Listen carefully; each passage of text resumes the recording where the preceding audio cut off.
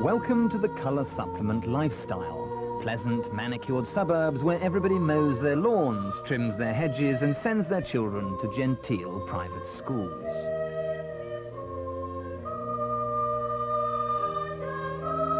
This is the world where having a BMW in your front garden says more about you than geraniums ever can.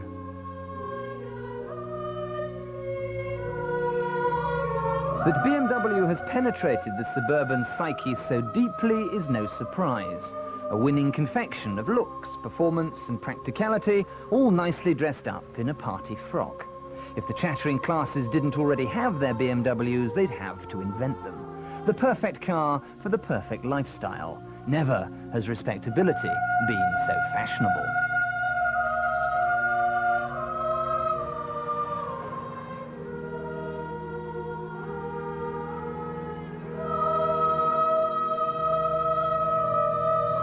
But behind this bourgeois idyll lies one of BMW's problems. Their products have become too pricey and the people who drive them too old. Apparently the average BMW driver is almost pensionable. Lots of disposable income, but the wrong side of 40. So their dealers have asked for an affordable car, something with some elfin charm to appeal to the hearts and pockets of a more youthful market. And this is their answer, the new 3 Series Compact. Very nice, but inside the actual car is really nice. I think it's very spacious and very safety cautious with airbags in the front and a first aid kit in the boot. It is comfortable, it's very comfortable. It's a bit too small, I think. Good car, but not for men. It's definitely for women. It's all comfortable, and I think it would suit the children and the mummy and daddy. That truncated tail means that BM's new baby hatch is 9 inches shorter than the standard offering. With 1.6 or 1.8 engines, prices start at £13,350 for the 316i, rising to £17,020 for the 318 Ti Lux.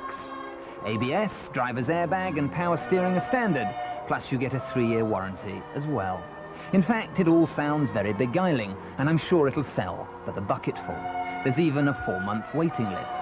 But the question everybody's asking is, can such a budget BM be the real McCoy? Surely there's been some penny pinching. Will it really be as good as its big money brethren?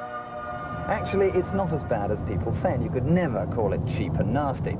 Sure, the dash is a wee bit plasticky, rides a bit fidgety, not quite as smooth as the saloon, and judging by the engine note, they've tried to save a few quid on sound deadening as well. But what do you expect for something that's £2 less than the equivalent 3 Series saloon? I must say, though, it is quite nice to drive.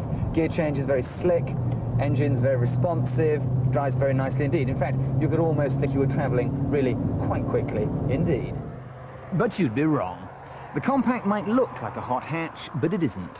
Try pelting to 60 in the 1.6 version and it'll take you a shameful 12 seconds. That's about the same as a Maestro diesel.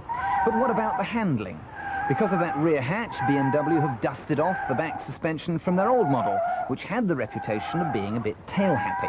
Well, there's no slip-sliding away here. When you push it to the limit, the Compact hangs on and on. This is a well-sorted chassis with a very firmly glued-down rear end. So exactly how much is the BMW for the common man?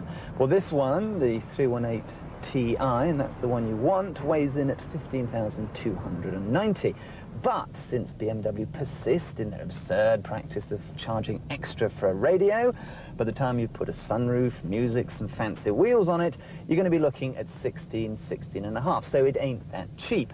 But for reasons only a psychiatrist could explain, BMW buyers don't seem to mind paying extra for what should be standard.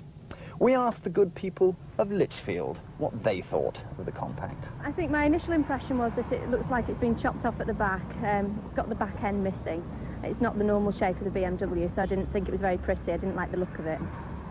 I don't know what BMW are trying to achieve by bringing this out, because hitherto we've always associated BMW as being a little bit upmarket from the Rover. Whereas it seems to me that BMW, if they're not careful, they're going to fall between two stools. The boot was slightly smaller than I expected. The interior, a bit basic.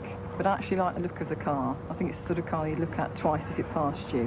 And overall, I think it's very nice. It would make a superb, I hate to be sexist, ladies' car or a teenage zap around, but not for me. Isn't too bad. Oddballer, definitely. So there you have it, a BMW for every man.